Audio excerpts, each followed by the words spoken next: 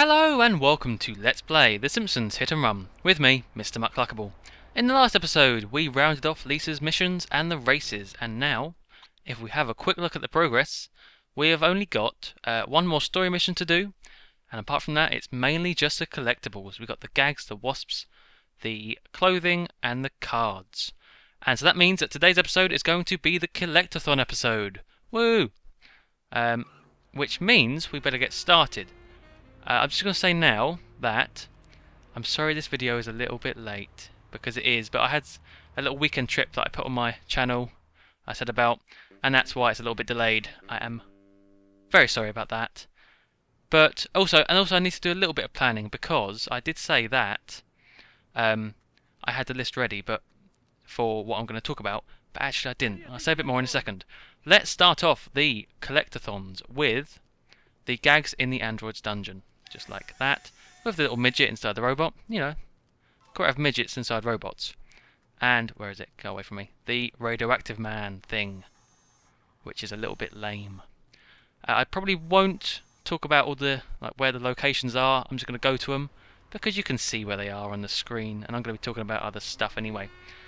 Right. I think we shall go. Now, I said quite a while ago that I'm going to do kind of like a broad commentary while I'm doing the collectathons, and I said to begin with, I'll do the best Simpsons episodes from each season. Actually, no, at first I said my favourite episodes. Then I said, that's too difficult. But then I tried to think of the best episodes from each season, specifically 1 to 10, and oh my goodness me, couldn't do it. I really could not pick out a best. Best is very subjective as well. And I just could. They were all good. It was so hard to tell apart which one. Like, you could say, that one was slightly better, but then this one was also better in that way and this way and all that jargon. So we just collect his first card, the Angel Skeleton. Let's have a look at it. That's the wrong one. We want view cards, and it is that one. And it's from the episode Lisa the Skeptic. This fossilized angel skeleton was actually part of a publicity stunt for Heavenly Hills Mall. Those fiends, making Lisa question her faith. She of little faith. Okay, and actually, so what I've done instead is I've just picked my favourite episodes, ones that stuck out in my mind for some reason or other. I do have some reasons actually. But also I'm going to try and collect all these gags and stuff, which means I'm going to be looking down at. I'm literally covered in paper at the moment. I've got a list of where all the gags are and stuff, which I wrote down myself. Thank you very much. Oh, sorry, Barney. I kind of spoke over you there. Whoops. And I've also got a list of the episodes I'm going to talk about. So I'm littered with trees, remnants of trees. Right, let's begin. First episode I've got, and I did look through seasons 1 and 2 and 3, but it was the first one. Let's have a little look. See, this is what I mean. I've got bits of paper bloody everywhere. Let's do this gag first. It's Maggie in the ball pit. Oh. That's kind of a bit abusive. It's from season 4, that's it. Season 4, episode 12. Marge versus the monorail. Classic episode, surely. It's got to be one of the classics. Mainly because it was written by the great Conan O'Brien, who went on to do all the chat shows and talk shows and everything, and hosted the Tonight Show for a very short time. Yes, he was the one who wrote. He actually wrote a few in season 4. I'm trying to think of others, but I can't. Tut tut. But he did write that one, and I don't know why I like it so much. I think it's just the song's good.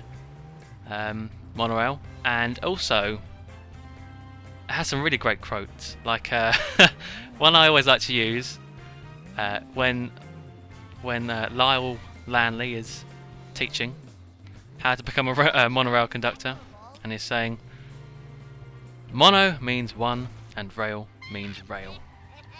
I love it. And oh, and also it has the quote where Homer's talking to Bart and saying, "The kids can call you Hoju." I should stop laughing at these quotes, otherwise it's going to be me laughing throughout this whole episode. I should not do that. Okay, So that one, not too much to say about that one, but I do love Marge versus the monorail.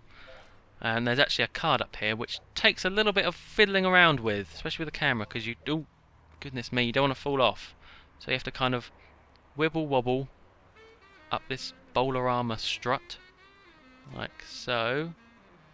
Right, leap of faith. Oh, typical. Right, this time. Turn the camera. There we go. Bam! Collector card, Bart's soul. Is that my little looky? Bart sells his soul. Sold to Millhouse for $5. I think the reason Lisa has this is because she was the one who bought it back off Comic Book Guy. Very nice of very nice of Lisa to do that, really, isn't it? Okay, so I spent about 5 minutes trying to get that card, which I've cut out, hopefully. Man, I'm sucking at platforming at the moment. Right, let's go on to my next favourite episode. What I've got on my list here. Homer the Vigilante. From Season 5, Episode 11. This is a bit of a strange one, because there's no particular part of it that's amazingly funny. It doesn't have an amazing quote or anything, but mainly because it reminds me of a running gag I used to have with a friend back in year 8 or something or other, where we'd always do the nodding thing that Homer and Skinner does for ages, just for no reason.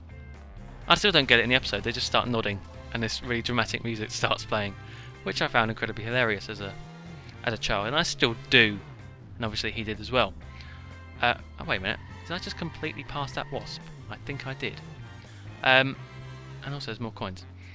But another reason why the episode is so good is because it's a good homage to a particular film. Like, the ending of the film is based on the episode is based on a film called It's a Mad, Mad, Mad, Mad World. I think that's it. There might be another mad in there somewhere. About kind of a rat race. Actually, hang on, that was a film based on Mad, Mad, Mad, Mad World. Yeah, they were chasing after treasure anyway. And actually, there's an episode of Simpsons called It's a Mad, Mad, Mad, Mad Marge. Oh, I'm just confusing myself now. Anyway, so yeah, and that's a very good film, very funny, and so was the Simpsons little parody of it. I just like that one, don't know why. Homer with a megaphone shouting at people. You can't go wrong, really. Okay, there's a wasp here we're going to grab. And at the same time, I'm going to look down at my bit of paper to find out that... So, I'm so unprofessional, I do apologise. That the next episode is... Who Shot Mr. Burns? Let's go up to the top of this lighthouse. Who Shot Mr. Burns, which is actually 2 episodes, but, you know... Oh, what was that? What was that? What was it? Oh, right, it's the lighthouse. Okay, that makes sense, you know, big light flashing at me. Let's stop it. Let's grab this card. Oh, don't do it to me now! Man! Okay. There we go. Collector card. Lisa Lionheart. Few cards. We're even getting these in order. Look at that. From the episode Lisa versus Malibu Stacy. Lisa's answer to the sexist, vacuous, that's not vacacious, vacuous, talking Malibu Stacy, doll. Alternative names for the doll suggested by Bart. Blabbermouth, the jerky doll for jerks, Wendy Windbag, and Ugly Doris. I quite like Ugly Doris, actually. Okay. Back to Who Shot Mr. Burns. I did mention Who Shot Mr. Burns before. Only briefly, earlier in the LP. But the reason it's so good is because it was the first 2-parter that the show ever did. I believe... Oh, no. Oh, no. No! Oh, for goodness sake. Actually, I've missed some anyway. So... And to be honest, it's a very good first attempt at 2-parter. They did do one more, I think, for something or other. But the reason it's so good is because the amount of detail they put into the episode, or the episodes, because they made it as a proper murder mystery, and there's nothing better than a proper murder mystery. Bit of Agatha Christie and all Poirot and all that stuff. But yeah, and like all the little clues they gave, because people actually, like, it was a proper competition to try and find out who could answer, and the fact that they put alternate endings to, you know, other people shooting Mr. Burns. So clever. I mean, it's not clever, but it's a cartoon. It's and yet they still did all that. And, like, gave alibis and motives and opportunities and evidence. And after playing LA Noire, not so long ago, you know, all makes sense. Yeah, you've got to have your alibis and your motives and all that stuff. So we're gonna smash through to the Globex ship.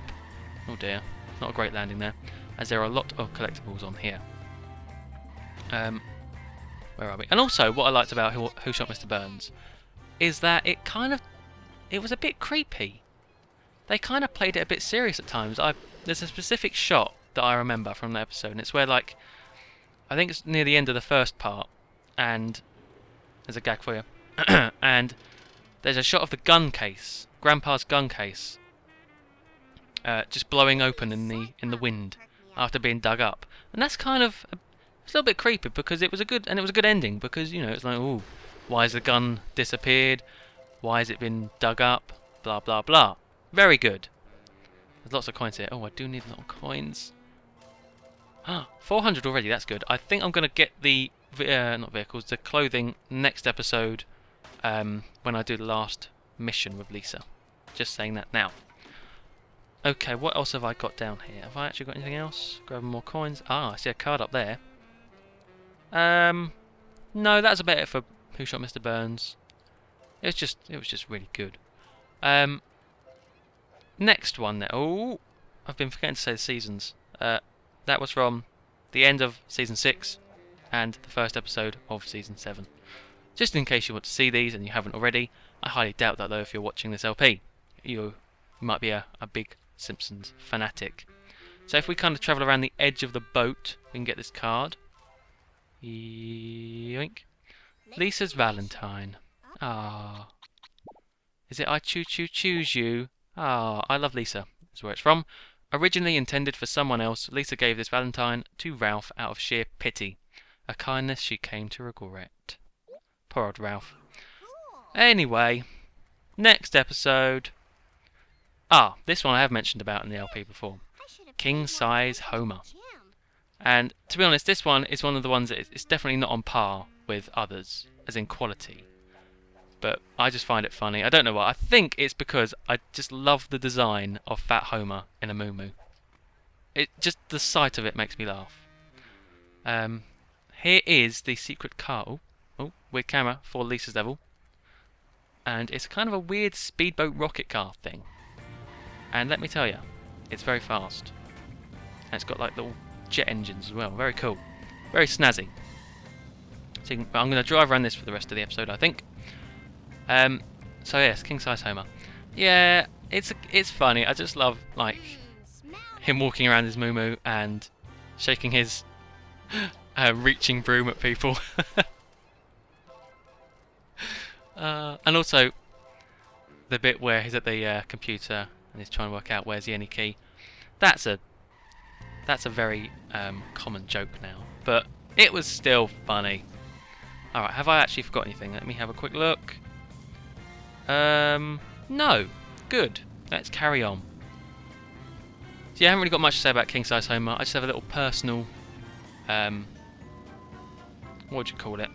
What would you call it? Like a little, I don't know. I'm gonna give up because I really don't know how to describe my relationship with that episode, if there is one. Die wasp. Okay. Soft spot. That's it. I have a little soft spot. That's the word I was thinking of. Next episode is You Only Move Twice. Now this is a very good episode because, and it's one of my favourites as well, because, well, there's two reasons. Mainly, the story. It's incredible how much they managed to fit in like 24 minutes because, you know, they have breaks, so adverts. So in 24 minutes, they managed to tell a whole story about the Simpsons moving out of Springfield, moving into a whole new district, or city really, planned city, and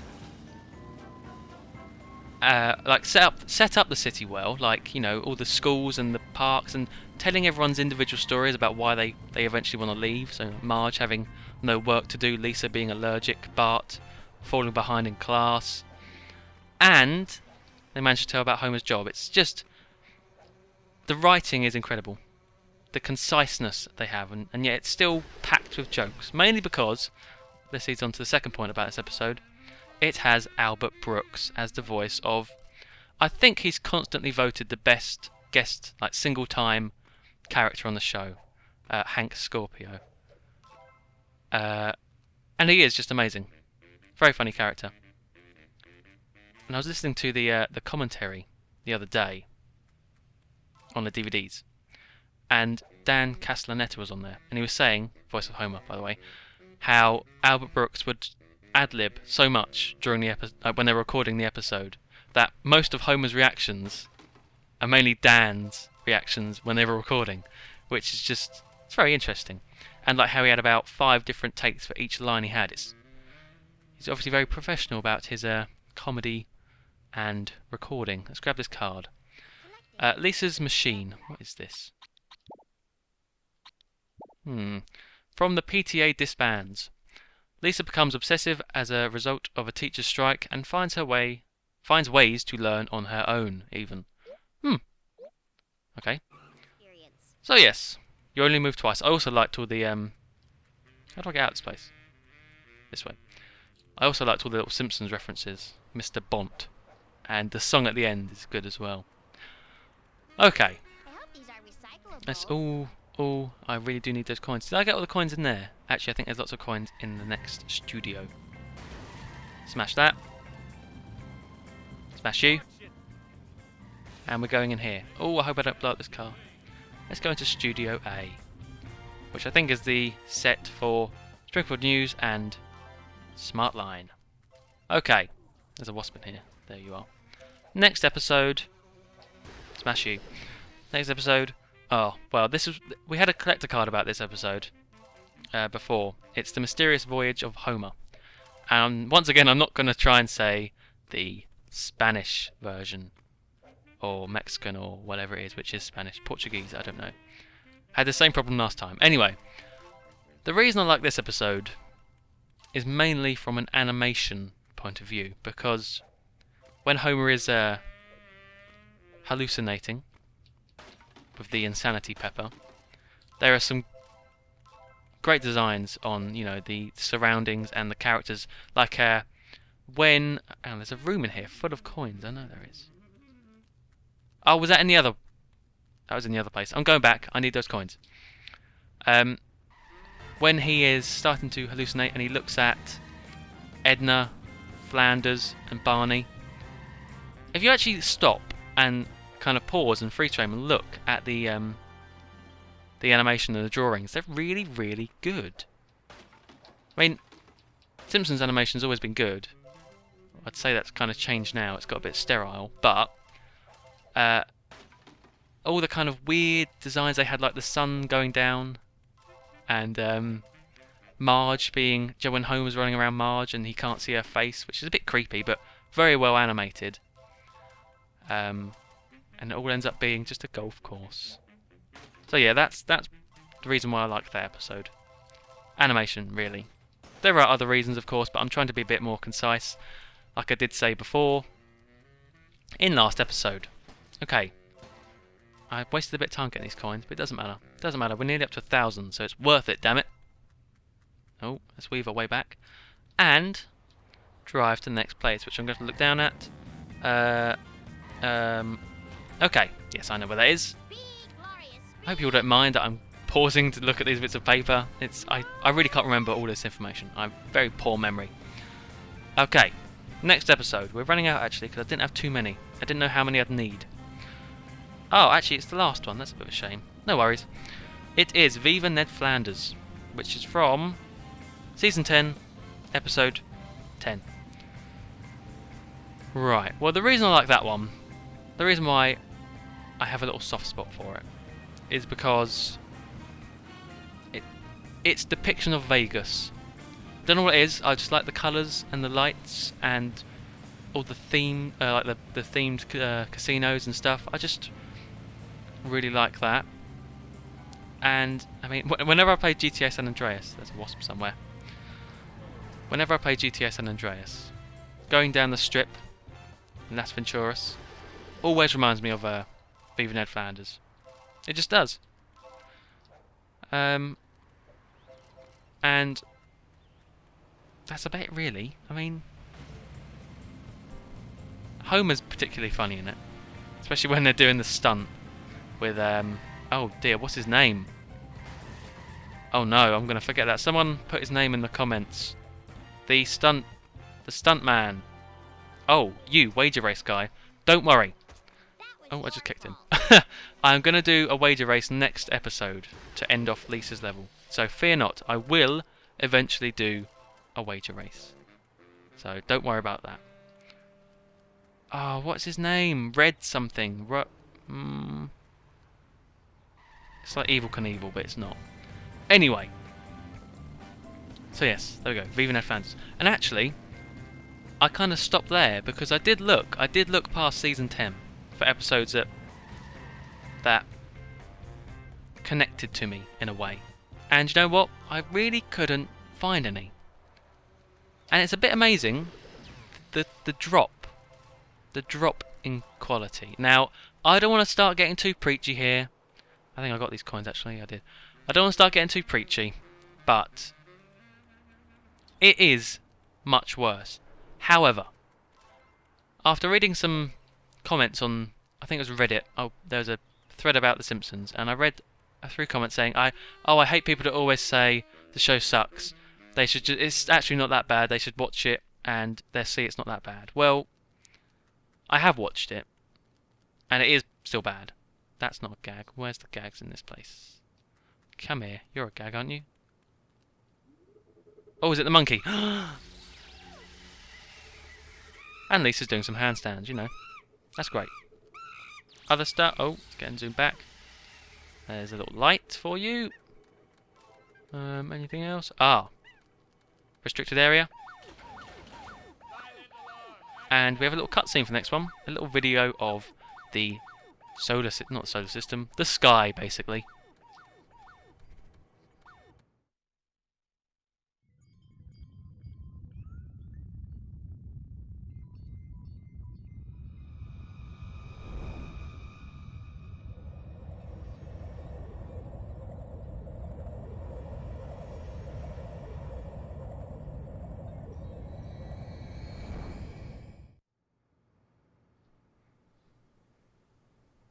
Okay, there we go.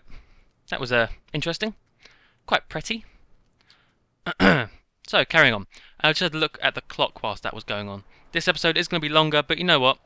It deserves to be longer after the lack of videos in a few days, so it will be a little bit longer. I was saying about people moaning about people moaning about The Simpsons, actually, which is a bit weird. Here's the thing. I'm not moaning that the current Simpsons is bad. It's actually, it still makes me laugh. You know, I have a chuckle now and then. But the thing I don't like is that it's not the same show. It really is not the same show. It's still good, but in terms, like, compare it back to Golden Age Simpsons, if you want to call it that, classic Simpsons, and it is definitely much worse. So even though it may be good now, it was better then. That's what people are saying, I think. Hopefully. So that's my opinion. It still is entertaining. It's just a bit sad to see it how it is and then how it was. It's like watching someone go old who was really good at something, I don't know. Here's a weird shortcut that takes you back to like a drain pipe near the tunnel. A kind of jungly tunnel thing. Don't exactly know why that's there. I'm going to leave it. Let's just grab these couple of gags. Camp Bart from Camp Krusty, because this is Camp Krusty. And here's a nice reference to Lord of the Flies. And there we go, level gags complete. That's nice. And one thing I was going to talk about in this episode that I started to talk about in a comment, but realised I didn't have enough room and I was going to ramble too much, was about showrunners. One of the reasons why I think The Simpsons is a little bit stale now, or very stale, I'm just going to go ahead and say it, very stale, is because The Simpsons used to have a kind of rota of showrunners. You know, showrunners are people who general overseers and the writers and their directors almost, and they just oversee the whole, like a conductor for an orchestra, really. Let's get this card before I say any more. Oh, hang on! I don't want to die. Get off there. Get off, Lisa. Get off. Here we go. What was that? That was evil braces. From the episode Last Exit to Springfield. Because the Simpsons do not have a dental plan, Lisa needs braces.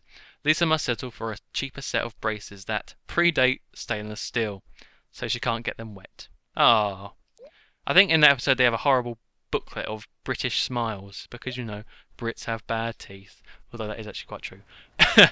Anyway, so yes, showrunners.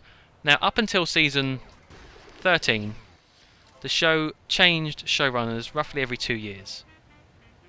And the good thing about that was, I'm not even going to bother getting those coins. The good thing about changing showrunners was that they brought a different style. You know, every showrunner had a different style.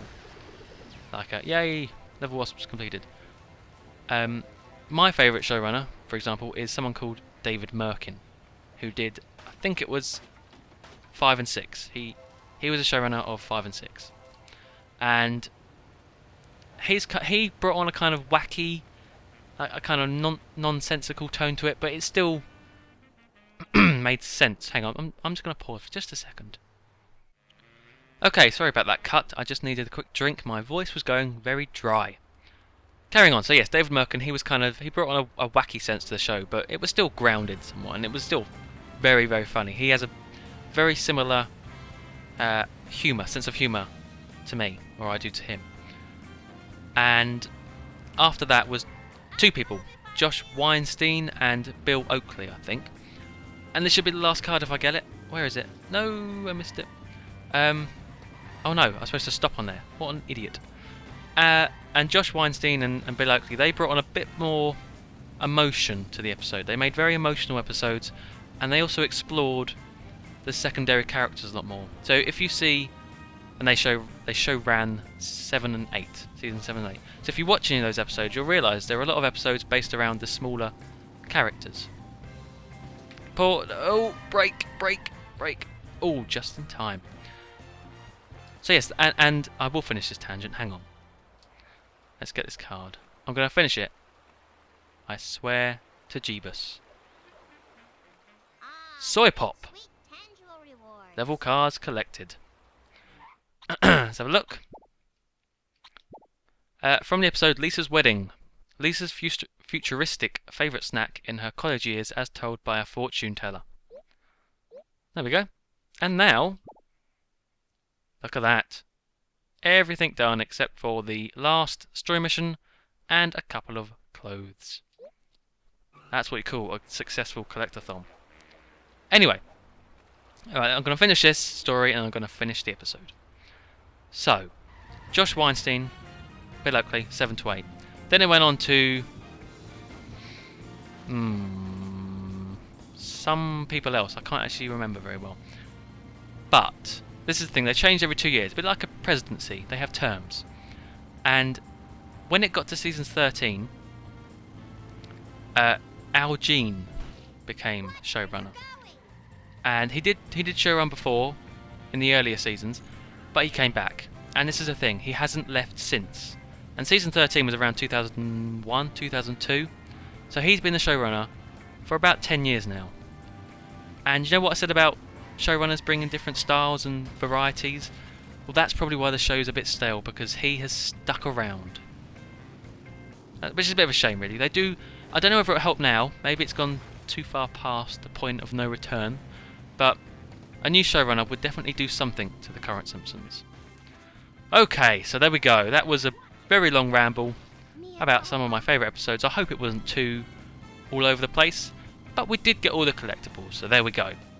So, until next time, when we will do the last story mission, a wager race, and move on to the next area, thank you for watching, and goodbye.